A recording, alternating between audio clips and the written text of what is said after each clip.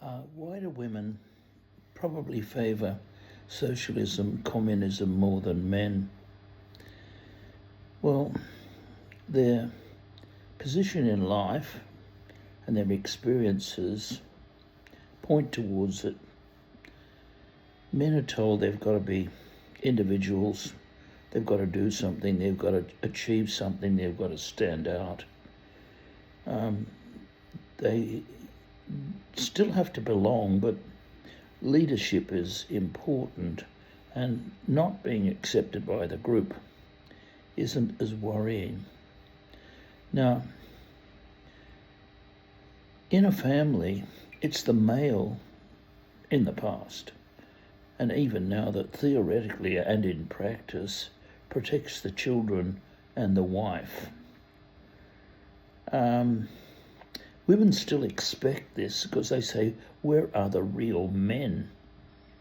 And by that they mean the man with resources and the strong personality. Men don't want a woman necessarily with an extremely strong personality. They want someone relatively stable and thoughtful in day-to-day matters, rational in day-to-day matters, and women are very rational in everyday matters, sometimes much more than men. It's when things get to a higher, broader, more emotional, more relationship level that women's thinking seems to,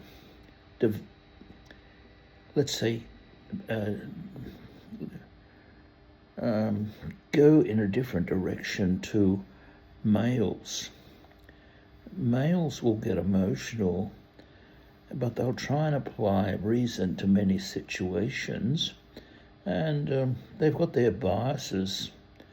Women apply emotion more to situations, so they'll judge something right or wrong on tone.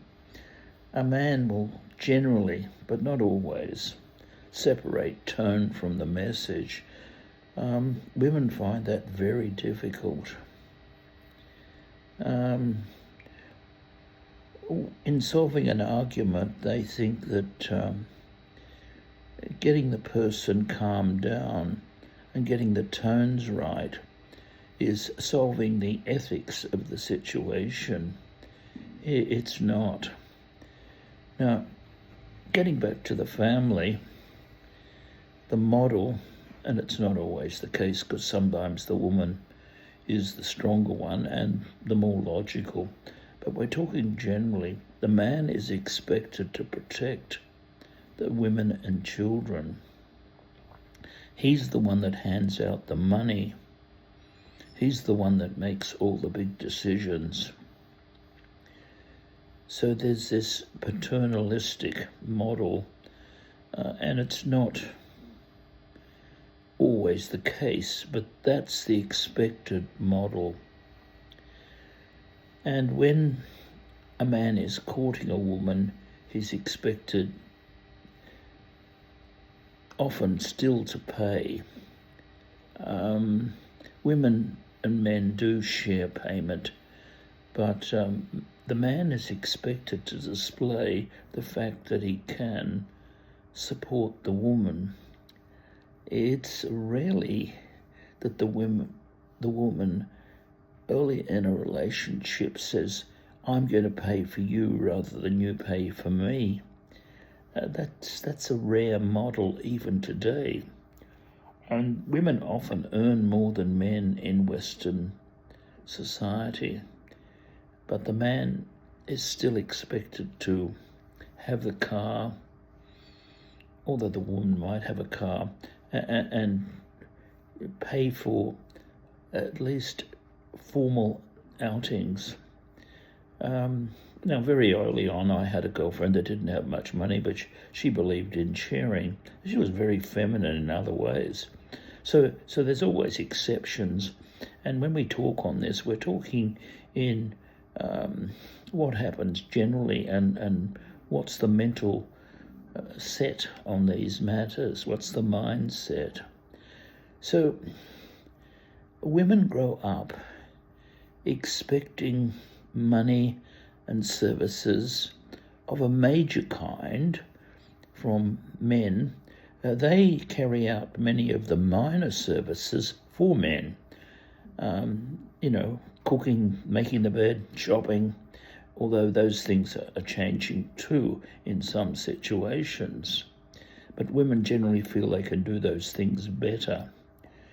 So women are mentally, if not always, but generally, they have a mindset to accepting services and money from a man. Now, when it comes to economic systems, men feel a bit guilty about getting money from the state that isn't earned. Women don't. Now, there are men that are sponges and parasites and haven't done anything to earn money they get from the government. But most men feel they're less of a man when they have to rely on the state. Now, the state subsidising people is a new thing. It's only in the last 200 years at the most. I think Germany was one of the first countries to have welfare of the modern nature. Some countries don't have much welfare at all. I recently looked up Nepal and Bangladesh compared with India. India has more welfare than those other two countries, although India probably doesn't have the welfare benefits of Australia. The Scandinavian countries probably have better welfare, and France has good welfare than Australia. But Australia's sitting there at the higher end of welfare. So's America, with all its limitations and its individual ethos, where handouts are not looked upon favourably, but there's a lot of safety nets in practice. So, adding all this together, what's happened now is in Western countries like Australia, like Canada, like New Zealand, is that women aren't so keen on getting married. They aren't so keen on having families. And they realise instead of having a man who will provide money and services, they can look to the state. Some countries have very good welfare, and the welfare isn't dependent on how they behave, and there's no coercion, violence or sex involved.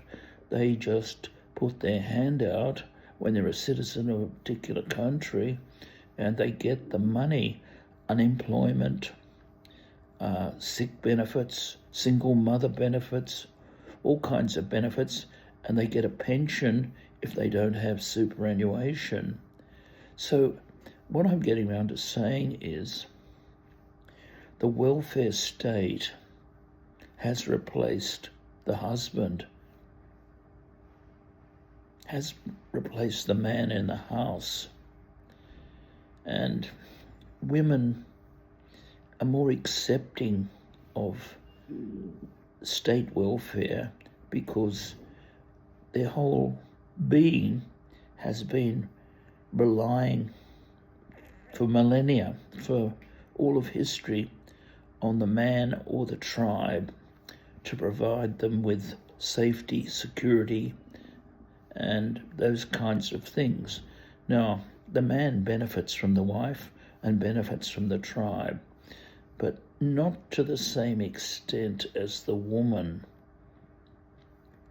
It's these are the kind of things we've got to think about. These are the kind of things that aren't discussed in the media, in the mainstream media.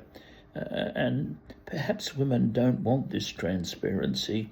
Women are dominating the media, and when they're not dominating the media, they're often pulling the strings directly or indirectly. Women currently, for the last 20 years, in most ways have had the upper hand. Men are seen as toxic. Most comedies in Western society, at least in the Anglosphere, make the men out to be fools and the women sometimes to be a bit dizzy, but mostly to be sharp, and the man is the joke. So we've got all these forces operating, making the woman more dependent on the state, and she prefers that. Although she mouths that she needs a stronger man. And because women's sex drive is variable and mostly less than a man, she finds consolation in other things, including other women. Men don't find as much consolation in other men in terms of emotional well-being. They look to the wife for that. So these are the forces operating, and they need to be discussed and explained, but